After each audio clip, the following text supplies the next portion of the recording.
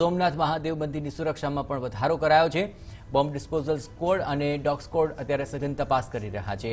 High એલર્ટને લઈને પોરબંદર શહેરમાં પણ સુરક્ષા સઘન કરી દેવાય છે। મહાત્મા ગાંધીના જન્મસ્થળ કીર્તિ મંદિર, બંદર તેમજ લેન્ડિંગ પોઈન્ટ પર પણ હાલ સુરક્ષા બંદોબસ્ત ચુસ્ત કરાયો છે। સ્થાનિક પોલીસ દ્વારા પણ શંકાસ્પદ ગતિવિધિઓ પર બાજ નજર રાખવામાં આવી રહી છે।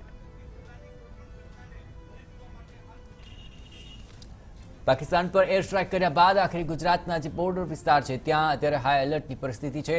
આ ઉપરાંત ગુજરાતના જે મહત્વપૂર્ણ સ્થાન છે ત્યાં પણ અત્યારે સુરક્ષા વ્યવસ્થા સઘન કરી દેવામાં આવી છે। ગીર સોમનાથની અંદર આપ જોઈ રહ્યા છો તે પ્રમાણે સઘન ચેકિંગ હાથ ધરાઈ રહ્યું છે।